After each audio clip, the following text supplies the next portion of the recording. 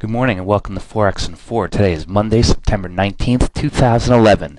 And it looks like the more things change, the more they stay the same over in the Eurozone. We're taking a quick peek here at Euro USD, and you can see that when we opened here in the Asian session on Sunday night, boom, Euro tanked right out of the gate. And that's because the folks over at the EU, the IMF, all these little acronyms going on over in Europe. Bottom line is that they can't get anything done. And right now it appears as though they're still debating whether or not they're going to give Greece their next tranche of bailout money. It's about $8 billion that they're expecting, and if this doesn't go through, Greece is likely going to default. Now there's questions about, well, hey, can Greece default and still hang out in the Eurozone? That's going to be a very good question. All right, we know about the rising yields on all the PIGS countries due to European inaction and ECB inaction, but now it's the kind of thing where they're really trying to check out the austerity measures in Greece, trying to make sure that that they're starting to go ahead and do all these things that they say they're going to do, and public pressure is mounting there in Greece as well, and things just don't look so hot there. So you can see here Euro sold off right out of the gate, and you can see that after last week's move to recapitalize ECB banks, as soon as it started selling off right there, that was a telltale sign that this is sort of like a stopgap measure that wasn't really going to help out. One of the interesting things this morning is that obviously this Euro situation has induced quite a bit of risk aversion. All right, so we'll just look at the S&P futures right here. All right, starting to trade lower to start the day. We're actually right back to 1200, just bounced off of that S2 support level. All right, we can take a look at oil. Oil's also selling off a bit, but perhaps, yep, got a bounce. Okay, bounce, same spot. Actually, this is the S1 support level here for oil. And lastly, let's take a look at gold.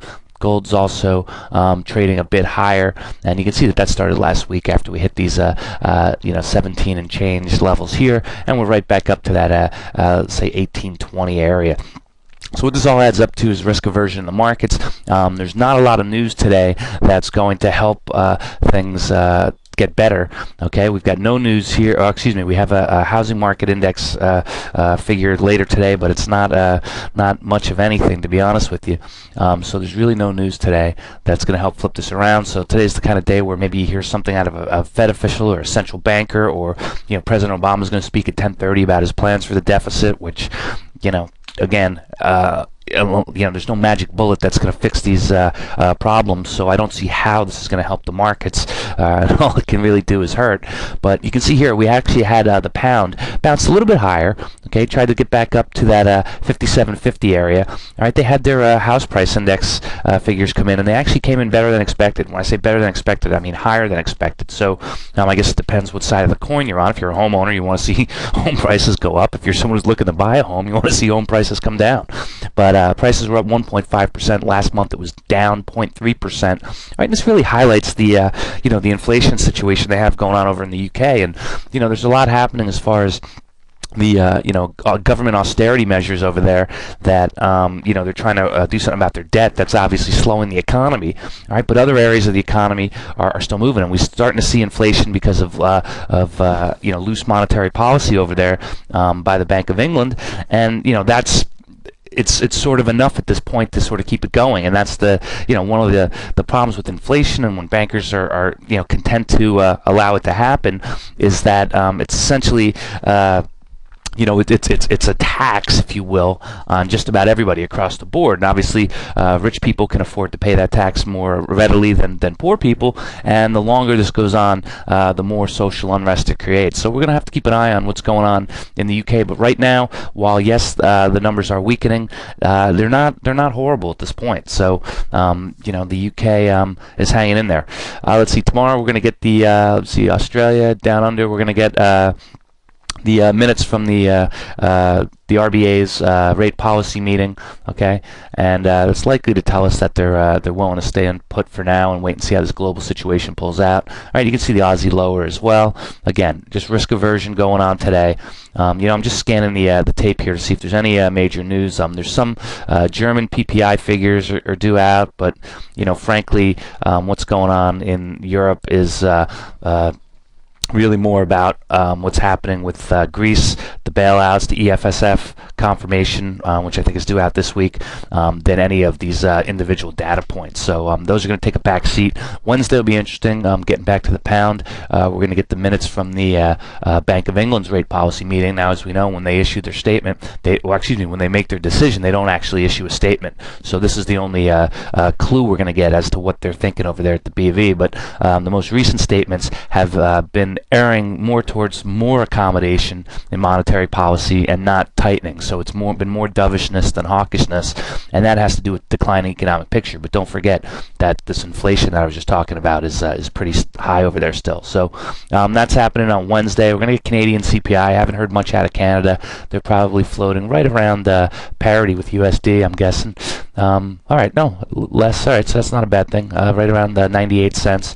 All right, and it looks like we're going to trade north or south of that, parity figure. We haven't gotten back up above there yet for dollar versus loonie, but it's pretty close, and any further risk aversion that comes into play can make that happen. But you can see perhaps a little bit of a short-term bottom setting up around 98 cents.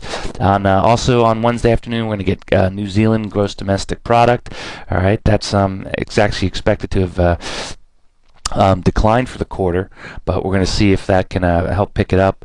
And then we have the Fed decision also on Wednesday as well here in the U.S. So, maybe people are thinking that we're going to see some fireworks out of Bernanke, try and weaker the dollar, comboed with some little bit better than expected figures out of some of the growth countries or the commodity currencies, and that could be a recipe to set up for some dollar weakness and maybe a little bit of euro strength. But again, if we can't get anything happening out of the euro, it's going to be an interesting story to say the least, because if Greece doesn't get that payment and a default is imminent, then who knows where we go from there. So that's really kind of what we're looking at.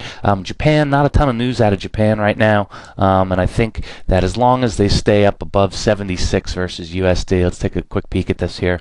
Okay, you can see this bottom sort of been in 76.50 looks like a decent area, but people are still fearing Japanese intervention from the Bank of Japan. So as long as we can stay up, well, let's just call it 76 and a quarter. As long as it can stay above that, then I think they'll be all right for a little while. But should we get any further yen strength, we could see some further intervention there. And then lastly, let's just check in on Euro Swissy, make sure we're still up above that 120 area, and we certainly are. You can see how that's gone with their intervention. So that's really what we're looking at today, folks. It's risk aversion.